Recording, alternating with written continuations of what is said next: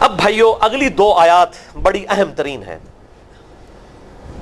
اور ان میں ہی وہ شہرا آفاق دعا آنے جا رہی ہے جسے ہم آیت کریمہ بھی کہتے ہیں، بہت بڑا وظیفہ سیدنا یونس علی نبینا وعلیہ الصلاۃ والسلام کے حوالے سے۔ وَذَنُّونَ، اور یاد کرو اس مچھلی والے کو، اذ ذہب مغاضبا، جب وہ چل دیا غضبناک ہو کر اپنی امت پر، فظن، اور اس نے گمان کیا، اَلَّن نَقْدِرَ عَلَيْهِ، کہ ہم اس پر کوئی گرفت نہیں فرمائیں گے، لیکن گرفت پھر اللہ نے فرما دی، مچھلی کے پیٹ میں رہنا پڑا۔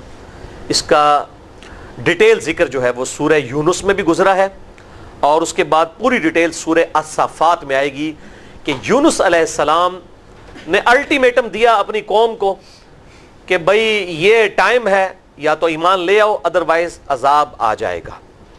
اب جب وہ ٹائم گزر گیا تو یونس علیہ السلام نے یہ خود ہی ایزیوم کیا، اجتہاد کیا، اجتہاد تھا ان کا۔ اس سے آپ کو پتہ چلے گا پیغمبر کا بھی اجتہاد جب تک اللہ انڈورس نہ کرے وہ ایکسیپٹیبل نہیں ہے۔ یہ تو بزرگ بابوں کے اجتہاد بتا رہے ہیں نا، تو انہوں نے اجتہاد کیا کہ اب وقت تو گزر چکا ہے، ان پہ عذاب آ جائے گا، اور جب عذاب آتا ہے تو اللہ تعالیٰ پیغمبر اور اس کے ساتھیوں کو وہاں سے نکال لیتا ہے، لیکن ساتھ ایک شرط بھی ہوتی ہے کہ وحی کا انتظار بھی کیا جاتا ہے۔ لیکن یونس علیہ السلام نے اللہ کی وحی کا انتظار نہیں کیا۔ اجتہاد ان کا کسی حد تک ٹھیک ہی تھا کہ اب فیصلہ تو ہو ہی جانا ہے، لیکن جن کے رتبے بلند ہوتے ہیں ان سے ایکسپیکٹیشن بھی اس طرح کی ہوتی ہے کہ وہ خود اس طرح کے ڈیسیژن نہ کریں، اور انہوں نے گمان کیا کہ اگر کوئی ایسا مسئلہ ہوا تو اللہ مجھ پہ گرفت نہیں کرے گا، جس کا ذکر ہے یہاں پر، فَظَنَّ أَن لَّن نَقْدِرَ عَلَيْهِ، اور انہوں نے گمان کیا کہ ہم ان پہ گرفت نہیں کریں گے، لیکن گرفت تو کی اللہ تعالیٰ نے، کیونکہ ان کا رتبہ بلند تھا۔ انہوں نے وحی کا انتظار کیوں نہیں کیا؟ تو یہ ان کا ایک سمجھ لیں ان کی طرف سے ڈیبٹ تھا، ان کی امت کے حق میں کریڈٹ بن گیا۔ وہ تو چلے گئے، اب جب عذاب کے آثار نمایاں ہوئے، سورہ یونس میں آتا ہے کہ کبھی ایسا نہیں ہوا کہ کسی قوم پہ اللہ کا عذاب آ جائے اور وہ ٹل جائے سوائے قوم یونس کے، اور وہ یونس علیہ السلام کا ڈیبٹ امت کے حق میں کریڈٹ بن گیا۔ وہ تقریباً 1,00,000 کے قریب لوگ تھے، اس سے بھی کچھ زیادہ، جو سورہ یونس میں آتا ہے، وہ سب کے سب سجدے میں گر پڑے، گڑ گڑانا شروع کر دیا، یا اللہ معاف کر دے۔ اللہ تعالیٰ نے عذاب ڈال دیا، اور پھر اللہ تعالیٰ نے ان کے ذریعے توحید کی دعوت کو عام کیا۔ لیکن یونس علیہ السلام جو وہاں سے چلے گئے تھے سمندری سفر پہ، سورہ یونس میں تھوڑا ذکر ہے، سورہ الصافات میں زیادہ ڈیٹیل ذکر آئے گا، پارہ نمبر 23 کے اندر۔ وہاں پر پھر جب وہ کشتی میں بیٹھے طوفان آ گیا۔ کشتی والوں کا یہ طریقہ کار تھا کہ جب اس طریقے سے کبھی کشتی جو ہے وہ بھنور میں پھنس جاتی ہے طوفان میں، تو وہ کوڑا ڈالا کرتے تھے، اور جس کے نام کا کوڑا نکلتا تھا اس کو سمندر میں ڈال دیتے تھے کہ اس کی قربانی دینی پڑے گی، یقیناً کوئی ایسا شخص ہے جس نے کوئی غلطی کی ہے۔ تو اب وہاں پر بھی یہ بات ہوئی کہ بھئی کوئی شخص ہے جو اپنے آقا کی اجازت کے بغیر یہاں پر آیا ہوا ہے، کوئی غلام بھاگ کے آیا ہے، 3 دفعہ کوڑا نکالا، تینوں دفعہ، یہ تورات میں ڈیٹیل آتی ہے، قرآن پاک میں بھی اس کوڑے کا ذکر ہے سورہ الصافات کے اندر، تینوں دفعہ کوڑا سیدنا یونس علیہ السلام کے نام نکلا۔ یونس علیہ السلام نے کہا ٹھیک ہے سوٹ دے ان منو، انہوں نے پکڑ کے ان کو سمندر میں پھینک دیا۔ اللہ کا کرنا ہوا کہ ایک بہت بڑی مچھلی اس نے ان کو نگل لیا، اور قرآن میں آتا ہے کہ مچھلی نے نگل لیا، لیکن کتنے دنوں کے لیے رہے وہ ہمیں تورات میں اس کی ڈیٹیل ملتی ہے کہ 3 دن اور 3 رات تک سیدنا یونس علیہ السلام مچھلی کے پیٹ میں رہے۔ تو آپ کو تورات میں جونا ان کا نام ملے گا، جونا پیغمبر، پروفٹ جونا، 3 دن 3 رات تک۔ اب مچھلی کے پیٹ میں نہ کوئی لائٹنگ، اور پھر پیٹ میں بدبو کتنی ہوگی، میدے سے ہی سارا تعفن آتا ہے نا۔ یہاں پہ وہ آیت کریمہ کا وہ کہتے ہیں 1.25 دفعہ آیت کریمہ، حالانکہ اس کی تو کوئی مطلب 1.25 دفعہ کہ یہ تو چلتے پھرتے وظیفہ کرنا ہے، میں انشاءاللہ احادیث بھی اسی کانٹیکسٹ میں بتاؤں گا۔ اور وہ کہتے ہیں جناب بڑے پاک صاحب ہو کے بیٹھے ہیں آپ نے، جناب وہ خوشبو لگانی ہے کہ بڑا گرم وظیفہ ہے، اور بھائی جنہیں پڑیا ہوا ہے انہیں تے سب تو بدبودار جگہ تے پڑیا ہوا ہے مچھلی کے پیٹ میں 3 دن اور 3 رات تک۔ سورہ الصافات میں آتا ہے پھر اس مچھلی کو اللہ کی طرف سے حکم ہوا، انہوں نے دعا مانگی یونس علیہ السلام نے، یہ آگے ذکر آئے گا، اس کی برکت سے اللہ نے ان کی غلطی معاف کر دی، اور ان کو جو ہے وہ اس مچھلی نے پھر سمندر کے کنارے پر پھینک دیا۔ اچھا اس میں ایک اور بات کر دوں کہ انبیاء کرام کے جو اس قسم کی اجتہادی غلطیاں ہیں اور لغزشیں، تو یہ عصمت انبیاء کا جو عقیدہ پبلک میں مشہور ہے نا کہ نبی سے کوئی غلطی ہو ہی نہیں سکتی، یہ عقیدہ باطل ہے. نبی سے گناہ نہیں ہوگا. اجتہادی غلطی اور لغزشیں قرآن بھرا پڑا ہے، قرآن کا انکار کرتے. تو میں نے اس کانٹیکسٹ میں 3 گھنٹے کی گفتگو ریکارڈ کروا دی ہے، مسئلہ نمبر 88A اور 88B، عصمت انبیاء کے عقیدے پہ شبہات کا تحقیقی جائزہ. تو اس میں نے یہ سارے واقعات ڈسکس کیے ہیں کہ یہاں پر کون سی چیز ہے جس کی بنیاد پر ہم یہ فیصلہ کریں گے کہ یہ معاملہ عصمت کے عقیدے کو ڈسٹرب نہیں کرتا. جو پبلک میں عصمت کا عقیدہ ہے، بریلوی دیوبندی اہل حدیث شیعہ نے بنایا ہوا ہے، وہ عقیدہ بالکل باطل ہے. جو کتاب و سنت سے عقیدہ ثابت ہوتا ہے وہ کچھ اور ہے. مسئلہ نمبر 88A اور 88B. اور میرے علم کی حد تک یہ میں کوئی تکبر کے طور پہ بات نہیں کر رہا ہوں، میں اکثر اس طرح کی باتیں کرتا ہوں، وہ کوئی مجھے تو اپنی حیثیت پتہ ہے نا میں کیا ہوں. میں تو ایک سمجھیں کہ نالی کا کیڑا تھا، اللہ نے کہاں سے اٹھا کے کہاں پہ بٹھا دیا، مجھے پتہ ہے اپنی اوقات کا. لیکن عصمت انبیاء کے عقیدے کے اوپر نہ آپ کو کوئی کتاب ملے گی اس کانٹیکسٹ میں، نہ کسی کا لیکچر ملے گا، کیونکہ اس کو ہاتھ ڈالنے کا مطلب یہ ہے کہ آپ نے جناب جو ہے نا وہ 11,000 وولٹ کو ہاتھ ڈال لیا. لوگ تو آپ کو آگے گولی مار دیں گے، آپ یہ چیزیں ڈسکس کریں گے تو آپ کو گستاخ کہہ دیں گے رسولوں کا. کسی کی جرت ہی نہیں ہوتی وہ بات کرے اس ٹاپک پہ.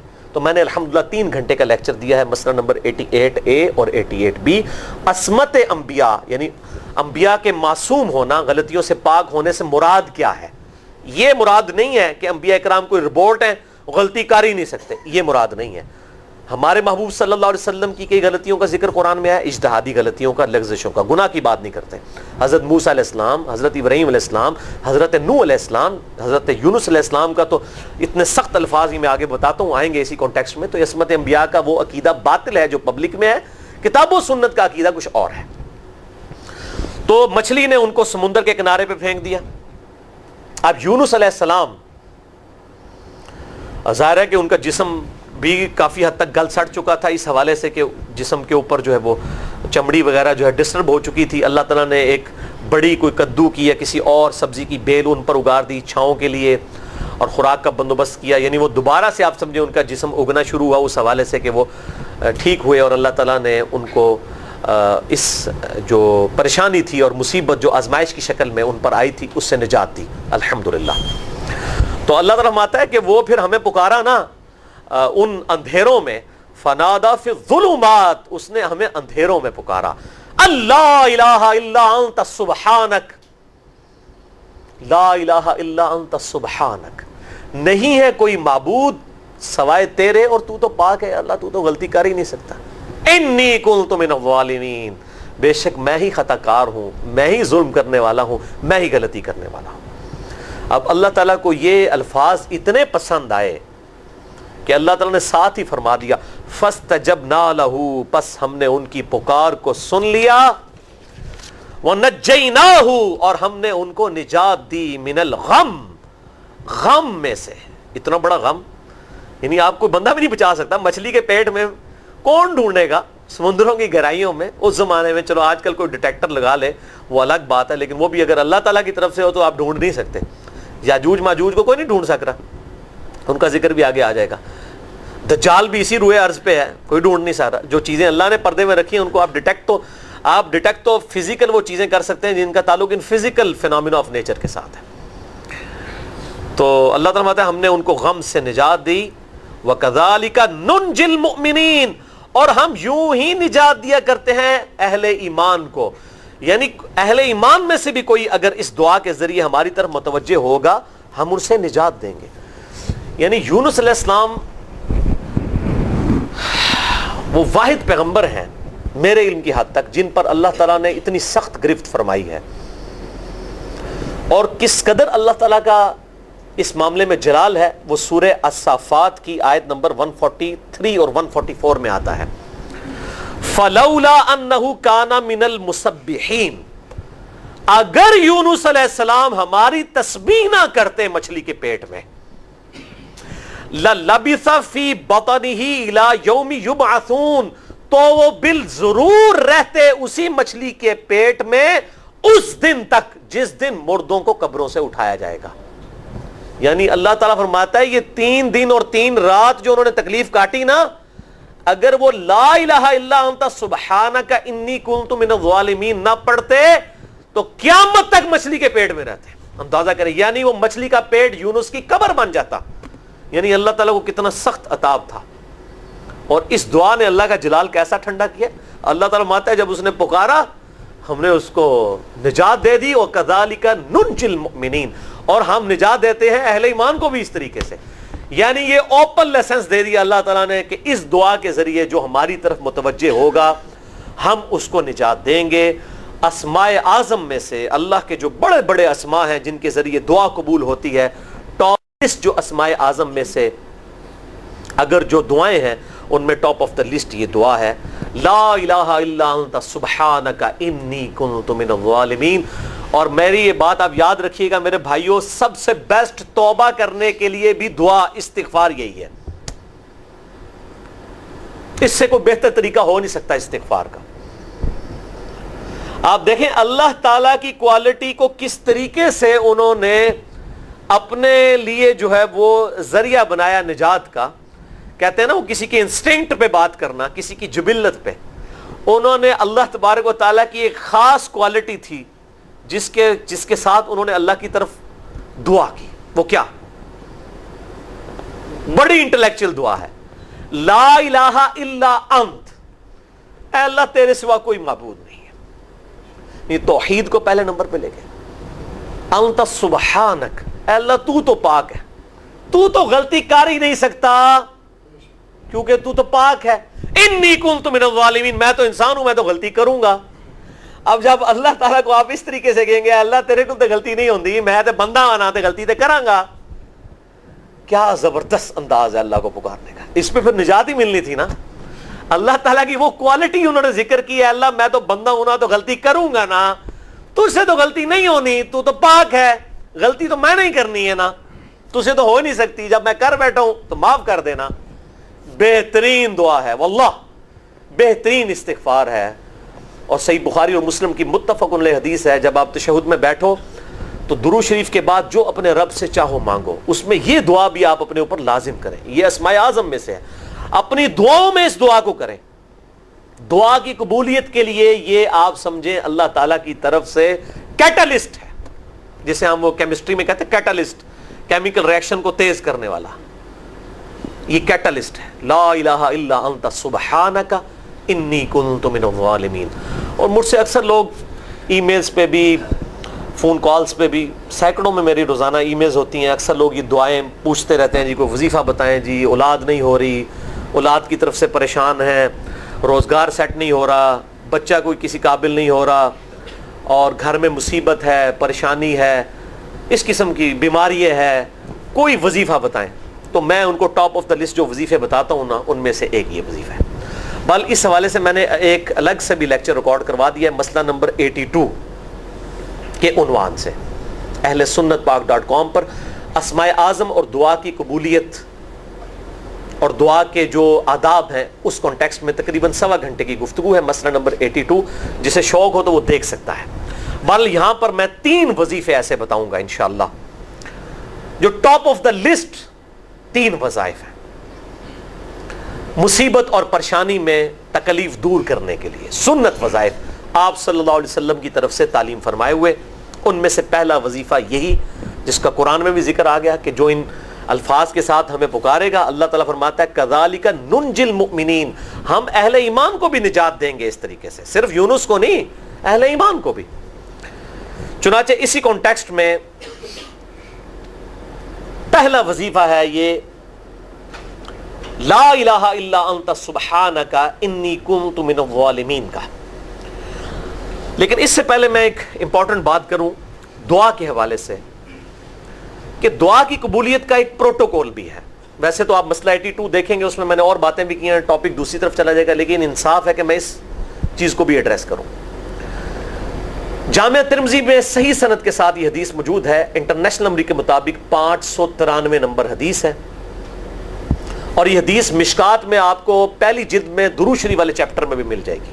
اور مشکات کو میں نے ڈکلیئر کیا ہے, مشکات از دا انسائکلوپیڈیا آف حدیث, یعنی آپ کو جتنی حدیثیں اسکیٹرڈ فارم میں ملیں گی کتب ستہ اور اس سے بھی باہر 13 کتابوں میں, مشکات میں آپ کو مل جائیں گی. میں نے اس لیے مشکات پہ پورا لیکچر ریکارڈ کروا دیا ہے، مسئلہ نمبر 111B کے عنوان سے مشکات المصابیح کا مکمل تعارف، وہ ضرور دیکھیں. یعنی مشکات 3 جلدوں میں آپ لے لیں تو انسائکلوپیڈیا آف حدیث آپ کے پاس آ گیا. 6294 احادیث ہیں، اور اس میں چونکہ احادیث کی تکرار نہیں ہے تو کتب ستہ اس کے علاوہ بھی 12-13 کتابیں جو ہیں اس میں کور ہیں، اس میں بھی یہ حدیث موجود ہے. جامعہ ترمذی میں انٹرنیشنل نمبر کے مطابق 593 نمبر. سیدنا عبداللہ ابن مسعود رضی اللہ تعالیٰ عنہ کہتے ہیں کہ ایک دفعہ میں آپ صلی اللہ علیہ وسلم کی موجودگی میں نماز پڑھ رہا تھا، اور سیدنا ابو بکر اور عمر رضی اللہ تعالی عنہما وعلیہم السلام وہ بھی وہاں پہ موجود تھے. میں نماز کے جب یعنی کہ تشہد میں بیٹھا، میں نے اللہ کی حمد کی، التحیات للہ والصلوات والطیبات، اس کے بعد درود پڑھا، اور اس کے بعد میں نے دعا مانگنا شروع کی تو آپ صلی اللہ علیہ وسلم نے ارشاد فرمایا سل تعطا سل تعطا، مانگ تجھے دیا جائے گا، مانگ تجھے دیا جائے گا. یعنی جو درود شریف اور ذکر کے ذریعے متوجہ ہوتا ہے اللہ تعالیٰ اس کی دعا قبول کرتا ہے. اور پھر ابن مسعود ادھر ہی روایت کرتے ہیں، ساتھ ہی جامعہ ترمذی میں دوسری حدیث ہے صحیح سند کے ساتھ کہ ایک شخص آیا، اس نے جو ہے وہ نماز کے دوران حمد و درود کے بغیر ڈائریکٹ اللہ سے مانگنا شروع کر دیا. تو جب وہ فارغ ہوا آپ صلی اللہ علیہ وسلم نے اسے بلا کر کہا کہ سائل تو نے مانگنے میں جلدی کی، تجھے چاہیے کہ جب دعا مانگنے لگے پہلے اللہ کی حمد بیان کر، پھر مجھ پر درود پڑھ، اور پھر اللہ کی طرف متوجہ ہو. اور اس حدیث میں آتا ہے کہ ایک اور شخص آیا، یعنی ابن مسعود وہ خود تھے، اور اس نے اللہ کی حمد اور درود کے ذریعے دعا مانگی تو آپ صلی اللہ علیہ وسلم فرمایا سل تعطا، مانگ تجھے دیا جائے گا، مانگ تجھے دیا جائے گا. درود شریف پہ میں الگ سے بھی لیکچر دے چکا ہوں، مسئلہ نمبر 56 کے عنوان سے 2 گھنٹے کی گفتگو ہے. درود شریف کے صحیح فضائل اور صحیح احکام و مسائل بڑی ڈیٹیل کے ساتھ ہر اینگل سے درود شریف کے حوالے سے آپ کو وہ سمجھ لیں کہ انسائکلوپیڈیا ہے وہ لیکچر، مسئلہ نمبر 56 اہل سنت پاک .com پہ. تو دعا کے لیے حمد اور درود شریف ضروری. اس لیے دیکھیں نماز کی انٹلیکچوئل ترتیب ہے، آپ پہلے دعا کرتے ہیں التحیات للہ والصلوات والطیبات، اللہ کی حمد کرتے ہیں، پھر نبی صلی اللہ علیہ وسلم پر سلام عرض کرتے ہیں السلام علیکہ ایھا النبی، اس کے بعد آپ درود پڑھتے ہیں، اور اینڈ پہ آپ دعا مانگتے ہیں اللہم انی اعوذ بک من عذاب جہنم ومن عذاب القبر ومن فتنة المحیا والممات ومن شر فتنة المسیح الدجال، یا اللہم ربنا آتنا فی الدنیا حسنة وفی الآخرة حسنة وقنا عذاب النار، یا رب اجعلنی مقیم الصلاة ومن ذریتی ربنا وتقبل دعائی ربنا اغفر لی ولوالدی وللمؤمنین یوم یقوم الحساب. کوئی بھی دعائیں مانگیں، یہ بھی مانگیں جو میں وظائف بتا رہا ہوں، کیونکہ بخاری اور مسلم کی متفق علیہ حدیث ہے. مشکات میں آپ کو تشہد والے چیپٹر میں حدیث مل جائے گی کہ نماز میں تشہد میں درود کے بعد جو چاہو اپنے رب سے مانگو، یعنی عربی میں مانگنا ہوگا، دعائیں مانگے، دعائیں معصورہ کتاب و سنت میں جتنی ہیں وہ مانگے، اس کے علاوہ بھی مانگ سکتے ہیں اگر الفاظ درست ہوں لیکن عربی زبان میں. تو یہ پہلا وظیفہ جامعہ ترمذی میں انٹرنیشنل نمبر کے مطابق 3505، مشکات میں 2292 نمبر یہ حدیث ہے، اور قرآن حکیم میں تو ہم پڑھ چکے ہیں سورۃ الانبیاء آیت نمبر 87 اور 88 میں. آپ صلی اللہ علیہ وسلم نے ارشاد فرمایا کہ یونس علیہ السلام نے مچھلی کے پیٹ میں اپنے رب کو ان الفاظ کے ساتھ پکارا تھا لا الہ الا انت سبحانک انی کنت من الظالمین. اور پھر آپ صلی اللہ علیہ وسلم نے فرمایا کہ جو کوئی شخص اپنے کسی بھی معاملے میں، کسی بھی پریشانی میں اس دعا کے ذریعے اللہ کی طرف متوجہ ہو، اللہ تعالیٰ اس کی دعا کو قبول فرما لیتا ہے.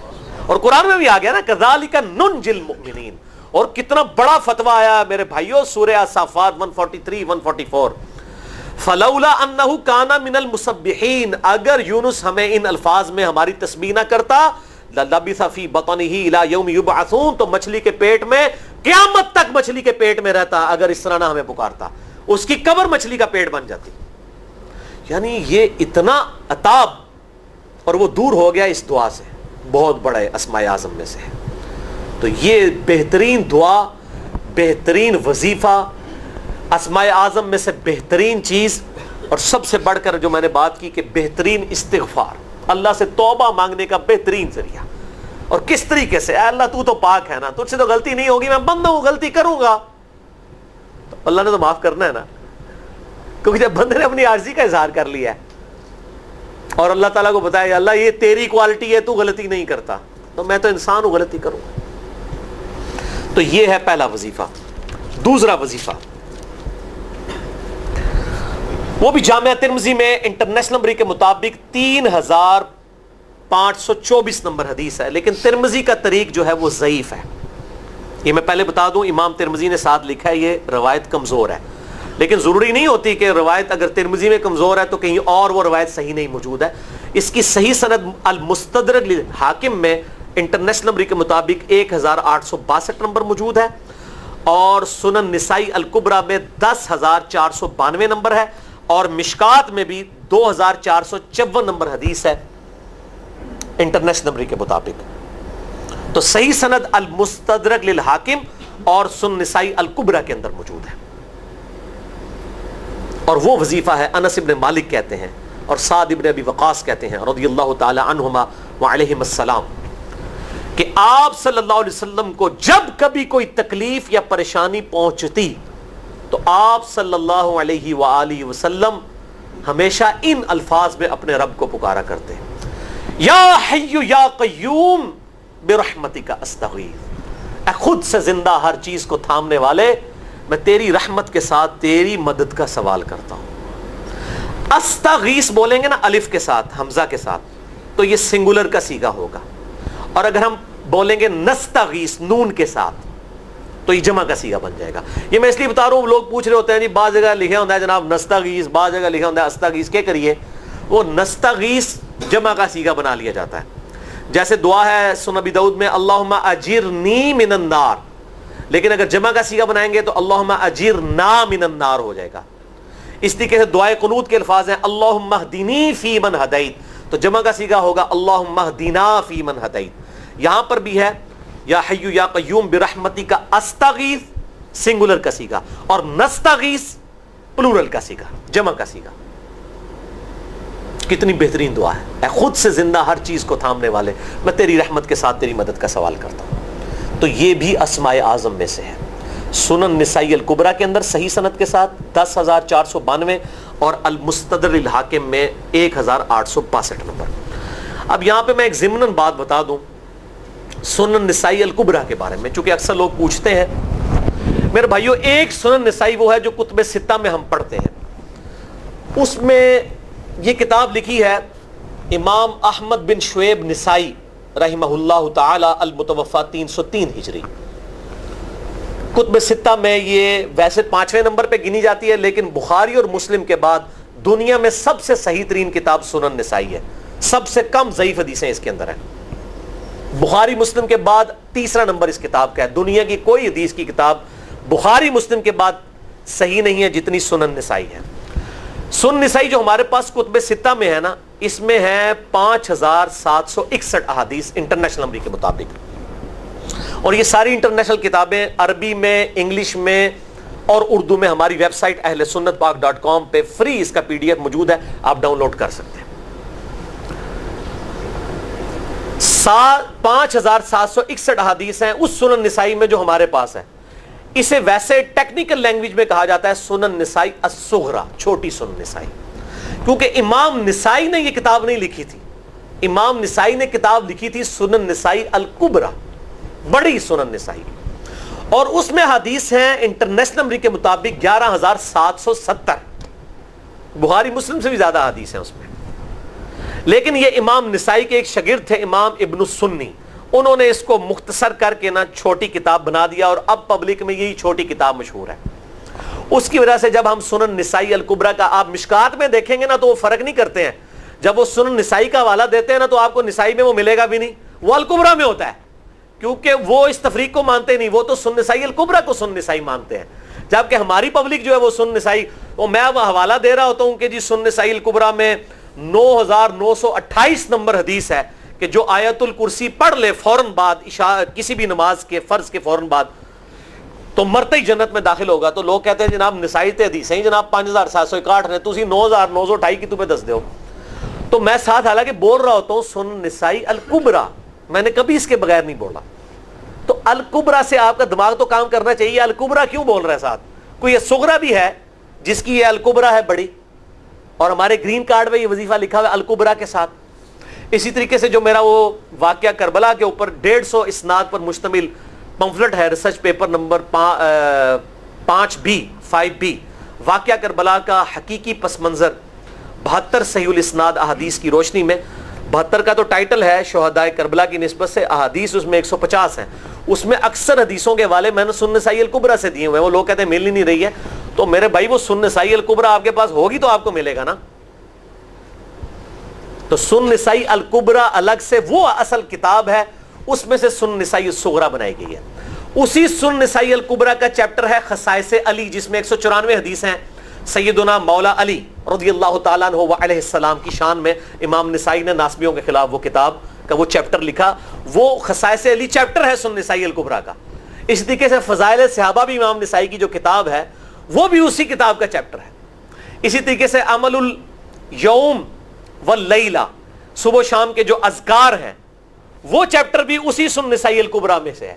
اسی میں یہ وظیفہ ہے کہ جو آیت الکرسی فرض نماز کے فوراً بعد پڑھتا ہے تو مرتے ہی جنت میں داخل ہوگا۔ میں نے اس کتاب کے اس چیپٹر کا حوالہ نہیں دیا، وہ الگ سے بھی چیپٹر چھپا ہوا ہے، جس طرح خصائص علی الگ سے ہے، فضائل صحابہ الگ سے ہے۔ خصائص علی تو ہمیں ہماری ویب سائٹ پہ بھی موجود ہے اہل سنت پاک.com پہ، فضائل صحابہ بھی اردو ترجمے اور تحکیم کے ساتھ چھپ چکی ہے، اور یہ عمل الیوم واللیلہ، دن رات کے جو اذکار ہیں، یہ بھی الگ سے عربی میں چھپی ہوئی ہے۔ تو میں اس کا حوالہ نہیں دیتا، میں سنن نسائی الکبریٰ کا کہتا ہوں 9928 آیت الکرسی کا وظیفہ۔ تو یہ سنن نسائی الکبریٰ کا میں نے حوالہ دیا ہے، یا حی یا قیوم برحمتک استغیث 10492 صحیح طریقہ ہے۔ بعض اوقات کسی ایک کتاب میں ضعیف، ترمذی کا اس کا طریق جو ہے وہ ضعیف ہے، سنن نسائی الکبریٰ اور المستدرک للحاکم کا طریق جو ہے وہ بالکل صحیح ہے۔ جس طریقے سے سنن ابی داؤد اور سنن ابن ماجہ میں کتاب النکاح چیپٹر میں حدیث ہے، اگر میں سجدہ جائز سمجھتا تو بیویوں کو کہتا کہ اپنے خامدوں کو سجدہ کریں اس حق کے سبب جو اللہ نے ان کو دیا ہے۔ تو ابو داؤد اور ابن ماجہ کی روایت ضعیف ہے، اس میں شریک القاضی مدلس ہیں اور ان سے روایت کر رہے ہیں، اور مدلس کی ان والی روایت سما کی تصریح کے بغیر ضعیف ہوتی ہے۔ لیکن ہم اس حدیث کو صحیح کہتے ہیں کیونکہ اس سما کی تصریح سنن البہیقی کے اندر موجود ہے، الکبریٰ میں، تو ہم پھر اس کی بنیاد پہ کہتے ہیں چونکہ وہاں پر صحیح، لہٰذا اس کو ہم کہتے ہیں شواہد کی بنیاد پہ صحیح۔ یہ میں آپ کو ٹیکنیکل چیزیں بتا رہا ہوں، یہ وہ چیزیں جو آپ کے کئی وہ جو بڑے بڑے علماء پڑھ کے فارغ ہوتے ہیں ان کو بھی یہ باتیں نہیں پتہ ہوتی ہیں، وہ کہتے ہیں جناب آپ کی تو پڑھے ہو، اور میں کہنا پائی میرے آئنسٹائن تے نیوٹن کو کسی مدرسے تو پڑھنے کی ضرورت نہیں ہوتی، نیوٹن 8ویں کلاس ہی نسیا ہوا ہے، آج نیوٹن ہوتے پی ایچ ڈی ہوتی فزکس تھی۔ مجھے غامدی صاحب کا جملہ یاد آیا، ان سے کسی نے پوچھا کہ یہ جو روایتی علماء ہیں اور مولانا مودودی آپ ان کو کیسے دیکھتے ہیں؟ ان کا روایتی علماء جو ہیں یہ تو مدرسوں کے اسٹوڈنٹس اور فاروق تحصیل ڈگری ہولڈر ہیں، اور مودودی صاحب جو ہیں ان کی مثال تو آئنسٹائن اور نیوٹن والی ہے، ان کے اوپر پی ایچ ڈیز ہوتی ہیں، یہ گاڈ گفٹڈ صلاحیتیں ہوتی ہیں۔ ان مدرسوں کی آؤٹ پٹ مودودی صاحب اور ڈاکٹر اسرار، ڈاکٹر ذاکر نائک اور احمد دیدار صاحب تو نہیں ہو سکتے، یہ گاڈ گفٹڈ صلاحیتیں ہوتی ہیں۔ تو میں اس لیے ساتھ ساتھ کلیئر کر رہا ہوں تاکہ یہ جو ایمبیگوٹیز آتی ہیں اس حوالے سے وہ کلیئر ہو جائے۔ بہرحال یہ دوسرا وظیفہ ہو گیا۔ اب تیسرا وظیفہ جو ہے کمال وظیفہ، صحیح بخاری میں موجود ہے، انٹرنیشنل نمبر کے مطابق 4563 نمبر۔ ابن عباس رضی اللہ تعالی عنہما کہتے ہیں وعلیہم السلام، وہ کہتے ہیں کہ سیدنا ابراہیم علیہ السلام کو جب آگ میں پھینک رہے تھے نا، تو ابراہیم علیہ السلام نے اس وقت کہا تھا حسبنا اللہ و نعم الوکیل، ہم نے اللہ ہی پر بھروسہ کیا اور وہی بہتر کارساز ہے۔ اور تمہارے نبی صلی اللہ علیہ وسلم کو بھی جب مصیبت اور پریشانی آتی تھی وہ بھی پڑھا کرتے تھے حسبنا اللہ و نعم الوکیل، ہم نے اللہ ہی پر بھروسہ کیا اور وہی بہتر کارساز ہے۔ اس کے اندر وہ شعر جو بنا دیا نا، نعم المولا و نعم النصیر، ویسے الگ سے آیت ہے، الگ سے آیت ہے، لیکن یہ شعر نہیں بنانا، بس اتنا ہی وظیفہ ہے، حسبنا اللہ و نعم الوکیل۔ اور یہ جو انہوں نے کہا کہ نبی صلی اللہ علیہ وسلم بھی یہ کہتے تھے، اس کا ذکر الحمدللہ قرآن میں بھی موجود ہے، اس سے بھی بڑھ کر سورہ آل عمران کی 173 نمبر آیت میں ہے کہ جب نبی صلی اللہ علیہ وسلم اور اہل ایمان کو یہ خبر پہنچی کہ کافر ان کے خلاف سازشیں کر رہے ہیں، تو نبی اور اہل ایمان نے پکارا حسبنا اللہ و نعم الوکیل۔ تو حسبنا اللہ و نعم الوکیل قرآن کی آیت بھی ہے، اور یہ ہے وہ آیت، وظیفہ قرآن میں آیا ہوا ہے، یہ آل عمران 173 اور صحیح بخاری 4563۔ اور مجھے بڑا وجد آیا کہ ابراہیم علیہ السلام کو جب آگ میں پھینکنے لگے تھے انہوں نے اس وقت اللہ کو ان الفاظ کے ساتھ پکارا حسبنا اللہ و نعم الوکیل۔ اچھا یہ جتنے بھی وظیفے ہیں نا میرے بھائیوں، ان کا فائدہ اسی وقت ہے جب آپ کو ترجمہ بھی ان کا آتا ہوگا، ورنہ آپ روزانہ جتنی مرضی تسبیحیں کھینچتے رہے، کوئی فرق نہیں پڑے گا. اس لیے میرا ایک پرسنل مشورہ ہے کہ جب بھی یہ وظیفے پڑھیں نا آپ, اردو ترجمہ بے شک آتا بھی ہونا, ایک دفعہ اپنی زبان میں اس کو ریپیٹ کریں. یعنی آپ پڑھیں حسبنا اللہ و نعم الوکیل, میں نے اللہ ہی پر بھروسہ کیا اور وہی بہتر کارساز ہے. آپ دیکھیں یہ صوت القرآن چینل میں جب وہ عربی چل رہی ہوتی ہے, جیسے ہی وہ مراج الدین خان کا ترجمہ شروع ہوتا ہے نا, کیسے کب کبھی طاری ہو جاتی ہے, کیونکہ ہماری زبان میں بات ہو رہی ہوتی ہے نا. عربی ایویں تو نہیں قیام اللیل میں رو رہے ہوتے ہیں, ان کی زبان میں بات ہو رہی ہوتی ہے, اپنی زبان کا اثر ہوتا ہے.